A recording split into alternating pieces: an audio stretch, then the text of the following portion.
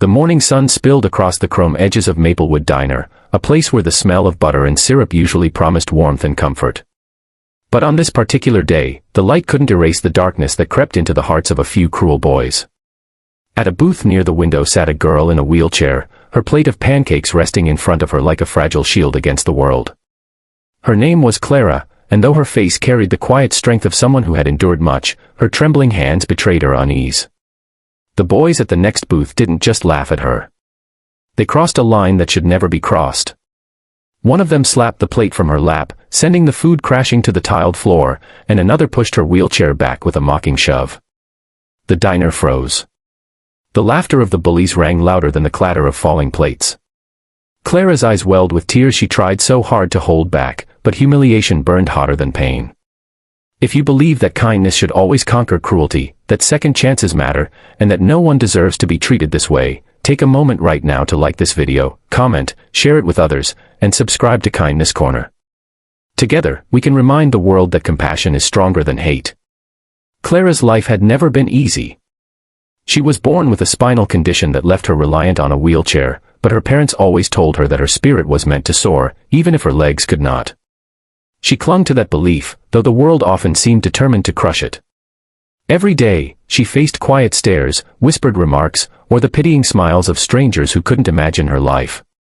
But what she faced that morning in the diner went far beyond pity.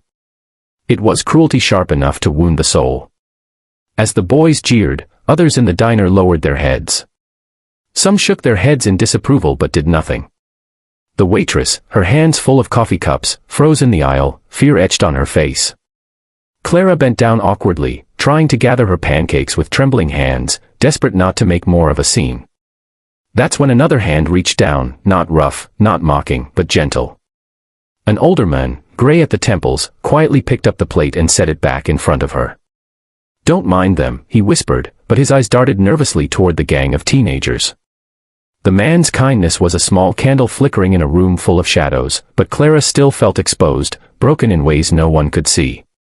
She sat quietly after that, her appetite gone, her throat tight with unspoken words. She wanted to ask why the world worked this way, why people thought it was acceptable to torment those who were different. Her heart thudded in her chest with each burst of laughter from the bullies, who now bragged loudly about their bravery, oblivious to the cruelty of their actions. Clara closed her eyes and prayed for the hour to pass quickly, for the nightmare to end. An hour later, something unexpected happened, something that shifted the entire energy of the diner. It began as a low rumble, almost like thunder. Heads turned toward the wide glass windows as the sound grew louder, more distinct. Dozens of motorcycles rolled into the parking lot, their chrome glinting under the daylight. The sight alone was enough to make conversations hush and forks freeze in midair. The unmistakable insignia of the Hells Angels was emblazoned on their leather jackets as they parked in a perfect line, engines growling like an approaching storm. The bullies, who just moments ago carried themselves with arrogance, suddenly grew restless. Their smirks faltered. Everyone knew the reputation of the Hells Angels, fierce, fearless, and unafraid to stand their ground. When the door of the diner swung open, the bell jingled softly, but the silence that followed was louder than anything. A towering man with a beard and steel-hard eyes walked in, his vest heavy with patches. Behind him came another, and then another, until the diner felt smaller, its air charged with tension. Clara's eyes widened, her pulse racing with both fear and wonder.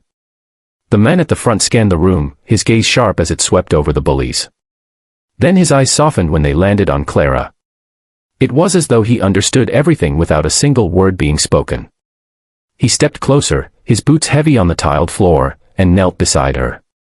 For the first time since that morning, Clara didn't feel small. She felt seen. Protected. The leader, whose name was Rourke, turned his head slowly toward the bullies. They sat frozen, pale faces betraying their guilt. No one dared laugh now. Rourke's voice was low, steady, but powerful enough to cut through the silence. Though Clara couldn't hear his exact words, she saw the shame wash over the bullies' faces as their bravado melted away. One by one, they slid out of the booth and stumbled toward the exit, heads lowered, avoiding every gaze. They didn't dare meet Clara's eyes again.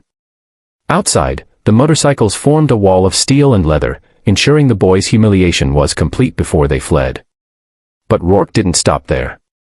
He called over the waitress, placed a large bill on the table, and told her to bring Clara anything she wanted, pancakes, milkshake, pie, the whole menu if she liked. He told her she was stronger than any of the cowards who had tried to break her spirit. Then, in a gesture no one in that diner would ever forget, he removed his own leather vest, draped it gently across Clara's shoulders, and told her she was now family. Tears streamed down Clara's face, not tears of humiliation, but tears of gratitude. In that single hour, her life had shifted. What began as a morning of pain became a moment of profound transformation. She realized kindness can come from unexpected places, and that sometimes the fiercest-looking people carried the softest hearts. The diner erupted in quiet applause, some patrons wiping tears from their eyes. The waitress hugged Clara, promising her that she'd never again sit in that diner feeling invisible. For the first time in a long time, Clara felt a surge of hope. She realized that though cruelty existed, so did courage, and sometimes strangers could step in to rewrite the ending of your story. If this story has touched your heart and reminded you that kindness can rise even in the most unlikely of places, please take a moment to like this video, share it with friends, subscribe to Kindness Corner, and leave a comment below. Your support helps us continue spreading stories that inspire and heal. Before we end, I have one special request. Comment below what you would have done if you were in that diner that day. Would you have stood up for Clara? Your words might inspire someone else to act with courage when the moment comes.